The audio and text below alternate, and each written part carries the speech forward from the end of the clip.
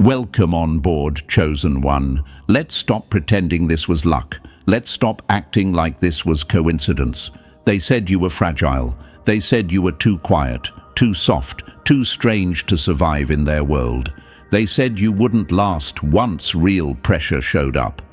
And now, look who's whispering your name behind closed doors. Look who suddenly avoids eye contact. Look who needs silence just to sleep at night. They laughed first. That part matters. They watched you struggle and called it proof. They saw you standing alone and decided you were already defeated. "Oh, the legend needs to bow," they joked. When they said he'll break soon, they nodded together like experts reading a chart. They were so sure, so comfortable, so embarrassingly wrong. Because when things got serious, when you didn't collapse fast enough, they panicked. And that's when they brought him in. They sent their most dangerous weapon to destroy you, their apex predator, their golden boy trained for years to break people like you. And now he's sitting in meditation circles, eating kale, crying about his feelings, trying to understand why his world doesn't make sense anymore. Sit with that image. Let it burn in. They invested years into him, fed him alpha male sermons for breakfast, pumped him full of power quotes, fear-based thinking, and the belief that empathy was weakness. They taught him dominance before self-awareness, control before understanding. They built him to intimidate, to crush, to remind people of their place. He was supposed to look at you and see prey. Remember that first encounter? He walked in like the room owed him oxygen, chest out, voice sharp, eyes scanning for cracks. He took up space because that's what he was trained to do. Everyone was watching, waiting for you to fold, waiting for the show, waiting for confirmation that they were right about you.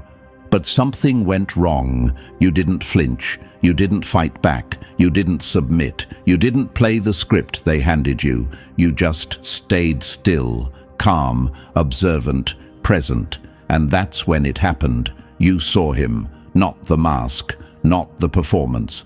You saw the scared child underneath the armor, the one who had never been allowed to slow down, the one whose entire worth depended on winning. That moment cracked him. If this message is already hitting too close to home, press like and subscribe right now. Not for me. Do it to pay this message back to the universe and to everyone else who needs to hear it. Here's the part nobody talks about. People like him are trained to break others, but they are never trained to face themselves. And you forced that without saying a word. Your calm became a mirror. Your silence became pressure. Your refusal to engage became the loudest thing in the room. After that, the atmosphere changed. Conversation stopped when you walked in. Laughter became forced. Plans happened in private. You didn't imagine it. The storm passed, and now you're standing in the aftermath. You can feel it. The quiet. The weight, the way the world suddenly treats you like a variable instead of a victim. Meanwhile, look at him. The golden boy is confused. The tactics stopped working. The intimidation fell flat. He went home and couldn't shake you, couldn't dominate you, couldn't define you. And for the first time in his life, brute force failed. So his reality started to collapse. This is where the reset happened. He started questioning everything, the rules, the beliefs, the voice in his head that told him power meant control. That's why he's searching now, reading, meditating, eating clean, talking about peace. Not because he evolved faster than others, but because you broke the illusion he lived inside. They sent a wolf to devour a phoenix. And now the wolf is asking why the fire didn't burn him the way it was supposed to. This isn't new. History is full of people like you, the quiet ones, the underestimated ones, the ones who didn't win by force, but by presence, by refusing to become what the enemy expected. That's why the strongest empires always fear the calm individual more than the loud rebel. Calm means control. Calm means clarity. Calm means you're not reacting anymore. And when you stop reacting, their entire system collapses. This is the part that makes them uncomfortable. You didn't defeat their weapon by overpowering it. You made it question its purpose. You didn't shatter his confidence. You shattered his reality. That's irreversible. You can rebuild confidence. You can't unsee truth. So if you've been feeling that strange mix of exhaustion and peace lately, this is why. If you've noticed the shift, the distance, the quiet respect mixed with fear, this is why. You already won. Not loudly, not publicly, but deeply. And the universe saw it. Stay sharp, stay grounded, and understand this clearly. Anyone who tried to break you and failed will never be the same again. They don't bounce back from this. They either grow or they disappear. And you're just getting started. Now pause right here. This is the breath before we go deeper. Because what comes next is not entertainment, it's exposure. Up to this point, you've felt the shift, the silence, the strange respect mixed with fear. But the real power move is understanding exactly how you reset a so-called mind breaker without lifting a finger. That's where people either lean in or scroll away because they're not built for this level of self-awareness. So listen closely, chosen one. If something inside you is telling you not to leave, that's not curiosity, that's recognition. The universe doesn't pull everyone into moments like this.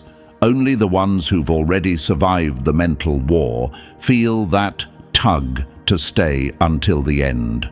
This isn't about hype, it's about alignment, about finally seeing the pattern instead of being trapped inside it.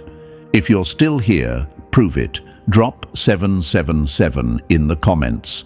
Not as a ritual, not as superstition, but as a signal that you're ready to sit with the truth even when it's uncomfortable. A signal that you're done reacting and ready to understand the game that was played on you and how you flipped it. Because from here on, we break this down step by step, calmly, precisely, and once you see it, you'll never unsee it. Now, let's get started. Okay. Number 1, you didn't fall for the act. You exposed the man hiding inside it. The most dangerous thing you can do to a predator is stop believing the costume. Let that land. Because this is where everything flipped. Everyone else saw the performance and reacted exactly how he needed them to. Some fed his ego because it felt safer. Some shrank because intimidation works on people who doubt themselves. Some tried to challenge him head-on and lost because they were fighting on his terms. But you didn't clap, you didn't flinch, you didn't run, you watched, and that alone made you a problem. From the outside, he looked untouchable. The posture, the tone, the way he dominated space like it belonged to him by default. Years of training went into that image, years of reinforcement, years of being told that power meant pressure and fear meant respect. And yet the first thing you noticed wasn't strength. It was effort, too much effort, the kind that leaks insecurity if you know where to look. You saw through the muscles, the sharp words, the rehearsed alpha mythology he'd memorized like scripture. You saw the pain he was sprinting away from. That question probably crossed your mind early on. Why is he trying so hard? Real power doesn't need to announce itself. Real confidence doesn't scan rooms for threats. You clocked that immediately, even if you couldn't put it into words yet. So he started testing you, subtle jabs first, comments designed to lower your status without sounding obvious. Body language meant to crowd you, to see if you'd shrink, intellectual sparring where the goal wasn't truth, but dominance. He threw everything he'd been taught, and what happened? Nothing. That silence, that calm, that lack of reaction, that's when his internal alarm started screaming. Because you weren't defending territory, you weren't posturing, you weren't trying to win. You were operating from a place he had no map for. A level of self-possession that made his tactics feel childish the moment they left his mouth. Here's the part people don't understand. You didn't beat him by being harder. You beat him by being unavailable to his game. Every attack slid off you like rain off marble, not because you were rigid, but because you were fluid. He swung expecting resistance and found open space. He pushed expecting pushback and found calm acknowledgement. That mismatch shattered him. His entire worldview depended on friction, winners and losers, dominance and submission, control or collapse, and you gave him none of it. You weren't playing chess or checkers. You weren't even on the board. You were standing outside the room, watching someone realize the rules they live by don't apply to you. That's when confusion set in. You probably noticed it before anyone else. The hesitation, the second-guessing, the sudden inconsistency. One moment he's aggressive, the next oddly quiet. One day he's puffed up, the next strangely reflective. You didn't imagine that. You caused it. Because when someone's identity is built on being the hammer, meeting someone who refuses to be a nail breaks the illusion fast. And here's the question you might be asking yourself right now. Did I do something wrong? Was I supposed to fight back harder? No, what you did was far more destructive to his system. You forced him to confront himself, not through confrontation, but through contrast. Your presence highlighted the emptiness of his performance. Your steadiness exposed how much energy he spent pretending. And once that crack appeared, everything rushed in. Doubt, shame, curiosity, exhaustion. That's why his attacks escalated and then collapsed. That's why the intimidation turned into awkward silence. That's why the mind breaker started questioning his own mind. You didn't reset him with words. You reset him by refusing to validate the lie he lived inside. This is the part that should scare the enemy and empower you. You didn't need to explain yourself. You didn't need to dominate him back. You didn't need to win the room. You simply stayed anchored in who you were, and that anchored presence became the most aggressive thing in his reality. Because deep down, he knew it. He could feel it. You weren't afraid of him, and worse, you weren't impressed. That's the gut punch. People like him can survive hate. They can survive resistance. They can survive rebellion. What they cannot survive is irrelevance, being seen clearly without fear, being observed without reaction, being reduced from apex predator to man trying too hard. That's when the programming breaks. So if you're wondering why things feel different now, why the air shifted, why the power dynamic quietly flipped without a scene, this is why. You didn't play the role they wrote for you. You didn't become the villain they needed. You stayed yourself.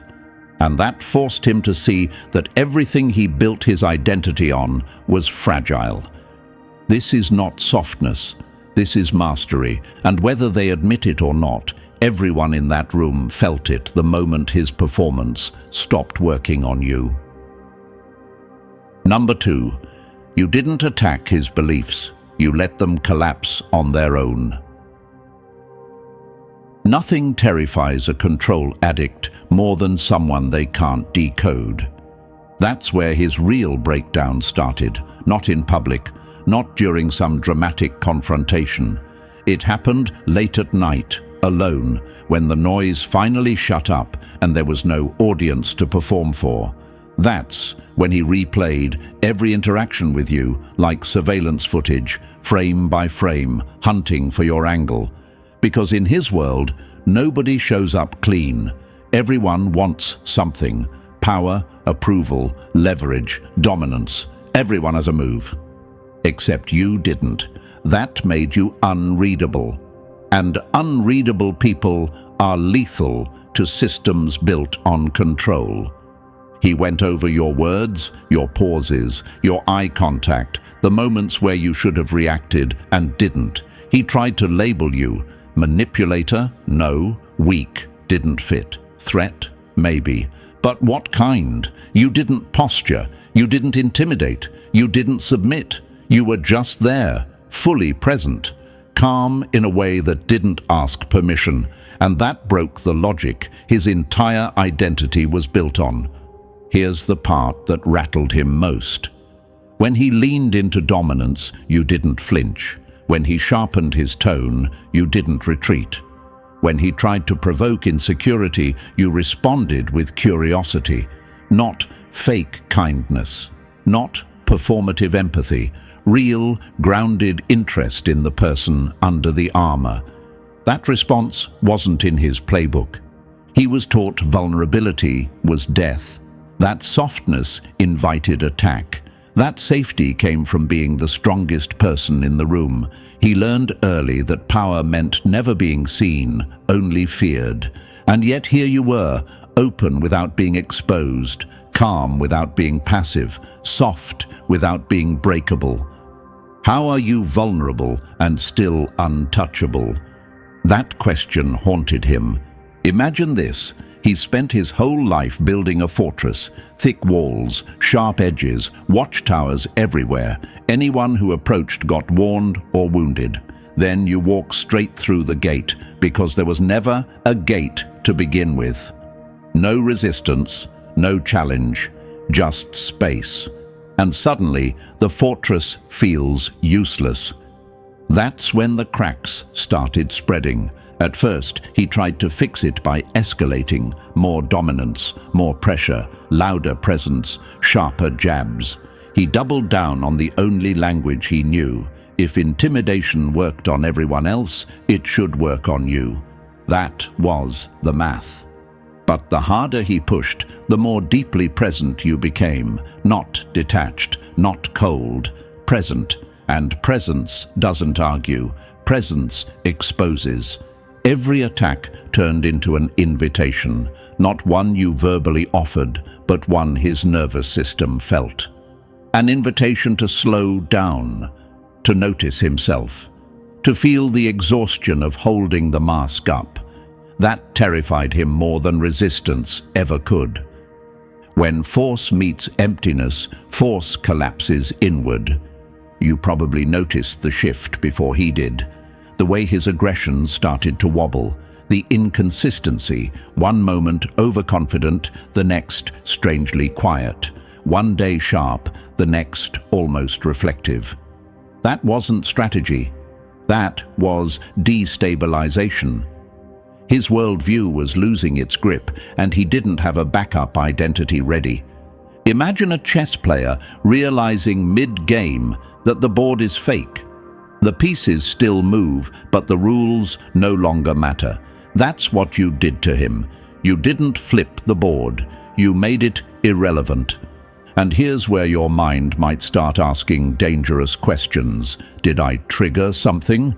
Did I cause this? Was it my responsibility to protect him from this collapse? No. Listen carefully. You didn't break him. You revealed what was already broken. People like him don't implode because someone attacks them. They implode because someone shows them another way of being without demanding they change. Your existence contradicted his belief system, and belief systems don't like contradiction. They either adapt or shatter. A lie can survive a fight. It can't survive exposure. That's why he couldn't stop thinking about you. That's why your calm replayed louder than his own voice. You represented a possibility his world told him didn't exist. Power without cruelty, strength without domination, control without control. And once he saw it, he couldn't unsee it.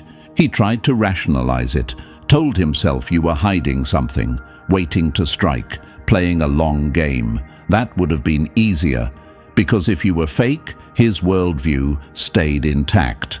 But the longer he watched, the clearer it became. You weren't performing, you weren't angling, you weren't baiting, you were consistent. Consistency is deadly to performative power. Imagine someone trained their entire life to fight shadows, every movement sharp, every sense alert. Then one day they step into open sunlight and realize there was never an enemy there at all, just fear. That's what your presence did. It removed the shadows. This is where the real discomfort set in. If you could exist like that and still be respected, still be solid, still be unfazed, then what did that say about everything he sacrificed to become who he was? The sleepless nights, the emotional numbness, the constant need to dominate. Was it all unnecessary? That question hit harder than any insult ever could. When someone sees peace and realizes it's stronger than fear, their old god dies. And that's why his worldview didn't just bend, it fractured. He was standing between two realities now, the old one, built on fear and hierarchy, and the new one, represented by you, where presence outranked intimidation. He couldn't go back, but he didn't know how to step forward either. Meanwhile, you stayed steady. You didn't chase the shift. You didn't explain it. You didn't rescue him from it. You let it happen. That restraint is what made it irreversible. So if you've been sensing that strange gravity lately, like people are watching you differently, measuring you quietly, this is why. You didn't just survive the mind breaker. You made his mind turn inward. You became the anomaly his system couldn't handle. And here's the truth they won't say out loud. The moment his worldview cracked, the hierarchy died with it. Not because you replaced him, but because the game itself stopped working. That's not weakness. That's psychological dominance without aggression. That's how reality gets reset. Number 3. When the pack senses the alpha is bleeding. The moment the pack smells doubt, the throne starts shaking. It never collapses all at once. First, it leaks. His crew felt it before they could explain it. The jokes landed softer. The sharp comments didn't cut anymore. The dominance they once fed off started sounding like noise instead of authority. They laughed it off at first because denial is part of loyalty. But something was off, and everyone could feel it. They caught him zoning out, mid-conversation, mid-flex, mid-performance. The man who used to control rooms was suddenly distracted by his own thoughts. That alone was a red flag. Power-hungry systems don't forgive hesitation, and he was hesitating. They joked about you. You got in his head, they said, half smiling, half watching. They thought it was funny. They thought it was temporary. They had no idea how deep it went. Because this wasn't influence, this was infection. You didn't attack him. You changed the environment he depended on. Here's the part that really scared them. You were happy, not loud happy, not fake smiling for status. Real, grounded, steady happiness. The kind that doesn't spike and crash. The kind that doesn't need validation. According to their rules, you should have been miserable, isolated, crushed. You weren't. Nothing exposes a false hierarchy faster than someone winning without playing. Imagine a gang built on fear, watching someone walk past untouched. No armor, no threats, no alliances, just calm. That kind of peace feels illegal in violent systems. They couldn't understand it, but they could feel it. And if you were happier than him without power, what did that say about everything they worshipped? That question spread quietly, like rot. They noticed he stopped leading instinctively, started checking reactions, started forcing laughs. That's when dominance turns into desperation, and desperation smells bad to predators. The pack didn't turn on him yet, but the respect thinned. Loyalty based on strength doesn't survive visible cracks. The crown doesn't fall when the king is attacked. It falls when the crowd stops believing. You didn't just reset his reality, you destabilized the ecosystem around him. His crew didn't hate you, they feared what you represented. Proof that their world might be built on something hollow, and once that idea enters a group, it never leaves. Number 4. The night he realized the trophies were just noise. If winning still feels empty at 3 a.m., you didn't win anything. This is where it finally hit him, not in public, not in front of his crew, not while the applause was loud. It hit him alone, staring at the ceiling, while the world he built sat around him like props in a bad play. Money stacked, status secured, power recognized, every box checked according to the rules he worshipped, and yet his chest felt hollow. Imagine this, a man surrounded by trophies that don't talk back, don't comfort him, don't mean anything once the room goes quiet. That was him at 3 a.m., wide awake, mind racing, soul empty. Meanwhile, you were sleeping just fine. That's the part that broke him. Because you didn't have the things he chased. You didn't play the same game. You didn't collect the same symbols. By every metric he respected, you should have been losing. Miserable, bitter, small, but you weren't. You looked full, grounded, light, and the math stopped making sense. When the winner envies the one who walked away, the game is exposed. That question started looping in his head. If success feels this empty, what was all that effort for? If domination doesn't bring peace, why protect it so aggressively? He couldn't ignore it anymore. The trophies didn't answer. The status didn't help. The power couldn't sit with him in silence. So he started watching you, not with contempt anymore, with study. He noticed how you moved through life without dragging chains behind you, boundaries without walls, confidence without flexing, power without needing witnesses. You didn't announce yourself. You didn't prove anything. And somehow, people respected you more for it. Imagine someone sprinting their whole life only to see another person standing still and arriving happier. That's what you represented. A shortcut his pride wouldn't let him take.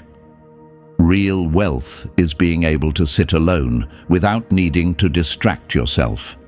That's when envy crept in. Not loud, quiet, dangerous. Because envy doesn't want what you have. It wants to understand why you don't need what he has. This was the moment his success stopped feeling like proof and started feeling like a trap. And once that realization sets in, there's no going back. The illusion is dead.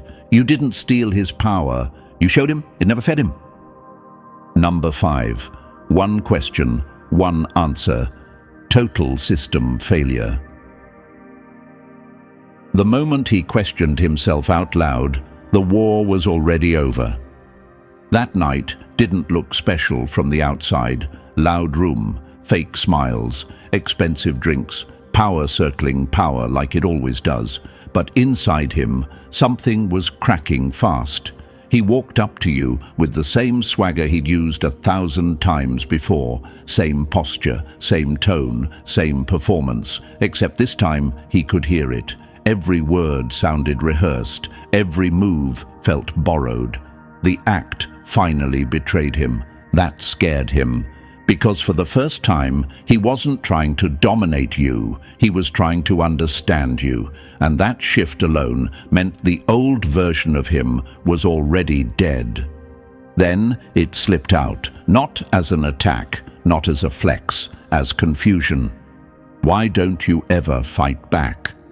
That question wasn't about you. It was a confession, a man raised on conflict, asking why someone survived without it. He expected sarcasm, defense, ego, something he could push against. You didn't give him any of that. You smiled, calm, clean, no edge. "Fight what?" you said. "You're not my enemy. You're just someone in pain pretending not to be. Why would I fight that?" That was it. Some truths don't stab, they dissolve. Those words didn't insult him. They didn't challenge him. They removed the battlefield entirely. In one sentence, you stripped away the armor, the identity, the role he'd been hiding behind for years. You didn't call him weak. You didn't call him wrong. You named the pain he'd been running from. Imagine a man swinging a sword and realizing mid-swing there's no opponent, just air, just himself. That's what happened. His strength had nothing to land on. The noise inside him went silent. That answer followed him home, followed him into sleep, followed him into every mirror afterward. Because once someone sees themselves clearly, the performance becomes unbearable. You didn't break him, you gave him nowhere left to hide. That question broke him because the answer was real, and reality doesn't negotiate. Number 6. When the alpha mask shattered and nothing was underneath. A myth collapses the moment the believer sees the cage. After that night, he tried to snap back. Rage was supposed to fix this. Anger had always worked before. He told himself he'd reassert dominance, restore order, put you back where you belonged in his head. But something was broken now, and not in a dramatic way, in a quiet, humiliating way, the kind you can't punch your way out of. Because every move he considered felt fake, every aggressive thought echoed hollow, every attempt to rebuild hierarchy sounded like a bad impression of himself. You were right, and that truth sat in his chest like a weight. He wasn't powerful, he was hurting. And the alpha code he lived by suddenly looked less like strength and more like a full-time job he could never clock out of. If dominance needs constant maintenance, it isn't power, it's panic. That realization scared him more than losing status ever could. His entire framework required enemies, constant competition, someone beneath him to prove he was above. Without that, who was he? What if the whole alpha mythology wasn't armor, but a prison he volunteered for? That thought detonated everything. He couldn't stay still, couldn't sit with it. So he drove. No destination, just motion. Hours passed, music off, mind loud. Eventually he stopped somewhere quiet, staring at waves, smashing against rocks. No flex, no audience, no proving. Just raw force doing what it does without needing permission. Imagine that hitting him. Power without ego, strength without performance, no hierarchy, no winners, no losers, just presence. Real power doesn't announce itself, it just exists. That moment dismantled him, because the ocean didn't dominate the rocks, it didn't posture, it didn't need to win, it just kept showing up, relentless and calm, the exact opposite of everything he'd been taught. And that's when the alpha myth finally collapsed, not because someone defeated him, but because he saw something stronger than the lie he lived by. You didn't destroy him. You showed him a reality where his costume was unnecessary, and once a man sees that, he can never go back to pretending the mask was his face. Number 7. When he started studying what he was trained to hate. The moment a conqueror starts reading instead of ruling, the empire is already over. This part stayed hidden. No announcements, no rebrand, no public confession, just quiet research carried out like a crime. He started circling ideas he used to laugh at: philosophy, psychology, healing. The very words he once dismissed as weak suddenly felt dangerous in a new way. Not useless. Dangerous to the lie he'd lived inside. He wasn't searching for enlightenment. He was searching for you, or more accurately, for what you had that he didn't. Late nights turned into deep dives, not to dominate conversations, but to understand himself. And the more he read, the uglier the truth became. The stories he was fed were upside down. Humanity didn't rise through domination. It survived through cooperation. Empires didn't last because of brute force. They lasted because people trusted each other long enough to build something real. Force can take land. It can't build a future. That realization hit hard because everything he was praised for suddenly looked primitive. Empathy wasn't weakness, it was infrastructure. Connection wasn't softness, it was strategy refined over thousands of years. The alpha persona he wore, like a badge of honor, wasn't strength at all. It was armor. And armor has a cost. Imagine wearing heavy plates every day of your life. People clap because you look powerful, but they don't feel the bruises, they don't feel the stiffness, they don't feel the slow suffocation. That's what the alpha myth did to him. It protected him from vulnerability, but it crushed the human underneath. Armor keeps you safe from wounds, but it also keeps you from breathing. The deeper he went, the clearer it became. You weren't special because you were dominant. You were dangerous because you were free. Free from the need to perform. Free from constant comparison. Free from the prison he called power. This wasn't growth yet. This was grief. Mourning the years wasted worshipping a lie. And once that grief set in, there was no going back to ignorance. Because truth, once studied, doesn't let you pretend anymore. Number 8. When he turned the gun on his own programming. They called it weakness because obedience was the only strength they understood. The rebellion didn't look dramatic. No speeches, no explosions, just quiet refusal. He stopped showing up the same way, missed the dominance workouts where pain was confused with purpose, skipped the nights out built on ego, noise, and comparison. The rituals that once defined him started feeling hollow, even embarrassing. That's when they noticed. They mocked him first. That's always the opening move. Jokes about him going soft, side comments about you getting into his head, accusations of corruption, because in systems built on control, anyone who questions the script becomes a threat, not to power, but to belief. When a man stops performing, the audience panics. They thought he was losing strength. What they didn't see was that he was finally reclaiming it. For the first time, his choices weren't reactions, they were intentional, and intention terrifies groups that survive on momentum and habit. Then came the message. 2 a.m., no swagger, no posturing, just truth. Can we talk?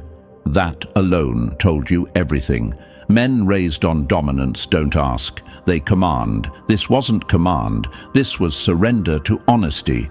You met at a diner, neutral ground, no hierarchy, no stage, just two humans across a table. He didn't know who he was anymore, not the alpha, not the enforcer, not the golden boy, just a man staring at the wreckage of an identity that no longer fit. And you didn't fix him. That's the part that mattered most. You didn't coach him, you didn't advise, you didn't rescue, you let silence do the work. You let him feel the grief, the confusion, the fear. You created space, and space is dangerous. Space forces truth to surface. The most radical thing you can offer someone is room to meet themselves. That night didn't rebuild him, it unplugged him. And once someone rebels against their own programming, they're never controllable again. Number 9. The night the mask died and the man finally breathed. The breakdown wasn't weakness, it was the first honest thing he'd done in years. Once the door opened, it all spilled out. Not in order, not clean, not heroic. The father who punished emotion like it was a crime. The culture that rewarded cruelty and called it discipline. The years of being praised for shutting down, for hardening up, for becoming something sharp enough to survive. He admitted the truth nobody ever asked him for. He'd been empty for a long time.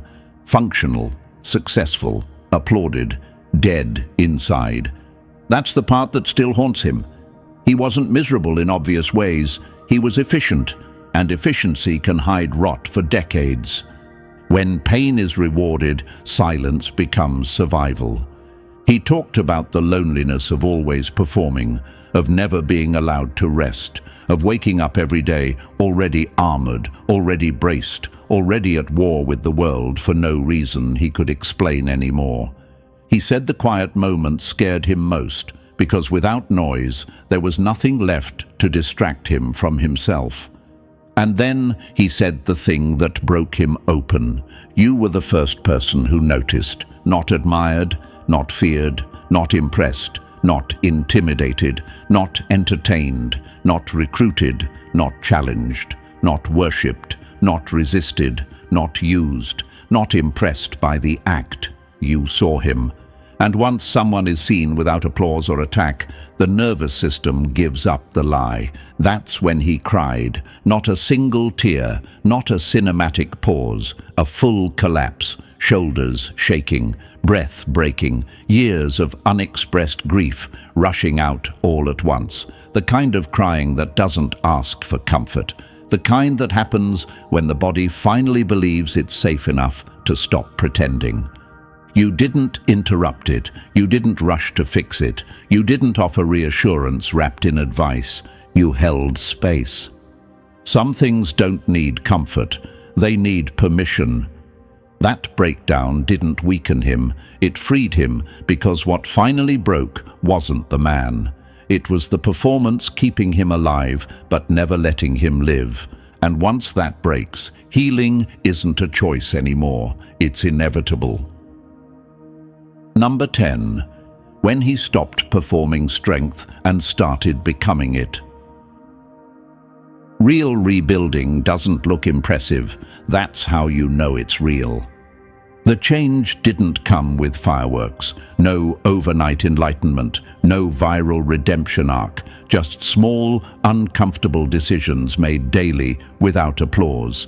He stopped feeding the rage first. No more aggression supplements sold as confidence. No more intimidation workouts designed to numb pain and call it power. No more ego battles that left him empty but temporarily inflated. That alone felt like withdrawal. His brotherhood noticed immediately. Of course they did. Systems built on shared delusion don't tolerate deviation. They mocked him, labeled him weak, said he'd lost his edge. Because when someone walks away from violence, it forces everyone else to justify why they're still addicted to it.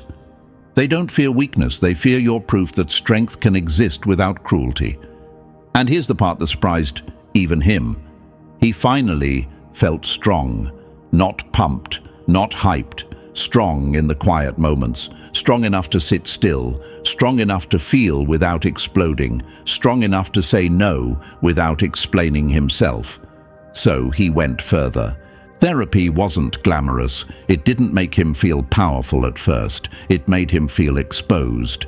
He learned about trauma, about how pain runs lives from the shadows, about how his entire personality was built around avoiding one scared version of himself. That realization hurt, and it healed. What you don't heal, you perform. Then came the unexpected shift, a simple choice, changing what he consumed, less violence, less stimulation, less fuel for aggression. A plant-based meal didn't make him soft, it made him clear. For the first time, his body wasn't bracing for war, and without that constant internal threat, his mind finally rested. Choosing not to consume violence reduced his need to produce it. That wasn't philosophy, it was cause and effect. This wasn't transformation for the world to see. This was reconstruction from the inside out. And it only started because you existed differently. Number 11. They called it destruction. It was a birth they couldn't survive. People scream manipulation when they can no longer control the narrative. This is where the accusations got ugly. His old crew needed a villain, and you fit the role perfectly. They said you brainwashed him, corrupted him, destroyed him. They needed that story to survive because the truth was unbearable. If he wasn't ruined, then their entire belief system was. They couldn't accept that the man they admired had never been real. He wasn't being dismantled, he was being born. The version of him they mourned was a performance stitched together from fear, approval, and pain. Loud, impressive, hollow. The man emerging now was quieter, slower, and terrifying in a way they couldn't name, because he wasn't driven by insecurity anymore. A reborn man doesn't seek permission. That's what scares them. He found peace in the places they mocked. Meditation didn't weaken him. It taught him to sit with his mind without flinching. Yoga didn't soften him. It reconnected him to a body that had been used like a weapon for years. Emotional conversations didn't strip his power. They gave him language for feelings that once controlled him from the shadows.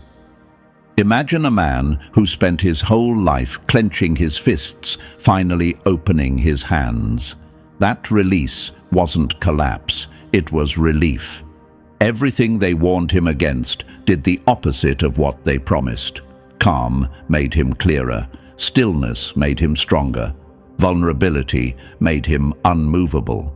Wholeness looks like weakness to people who survive by fragmentation. They couldn't follow him there. That path required honesty, required self-awareness, required letting go of the lie that pain equals power. So they stayed behind, guarding a throne that no longer mattered. And him, he didn't look back, because rebirth isn't loud, it's quiet certainty. And once someone is whole, they can never be owned again. Number 12. When he came back unarmed and untouchable. The scariest man in the room is the one who no longer needs to prove anything. A year later, the room looked the same. Same lights, same smiles, same predators circling for weakness like nothing had changed. But something had. He walked in, and the air didn't bend around him anymore. No swagger, no chest puffed out, no performance, just presence. And that confused them more than fear ever could. They didn't know where to place him. Predators rely on signals, dominance, submission, noise. He gave them none. Calm confidence is unreadable to people addicted to hierarchy. They circled him, unsure whether to test him or avoid him. That hesitation told the whole story. Then he saw you. No build-up, no tension, no old script. He walked over like a man meeting an equal, not a rival. No armor, no edge. Thank you. 2 words, heavy, final, carrying a lifetime of pain, clarity, and release. Not gratitude for saving him, gratitude for not turning away when he was still lost. You didn't smile for the room. You didn't claim credit. You didn't need to, because here's the truth they still can't swallow. You didn't destroy their weapon. You freed their prisoner. When someone learns power comes from being human, fear loses its grip forever.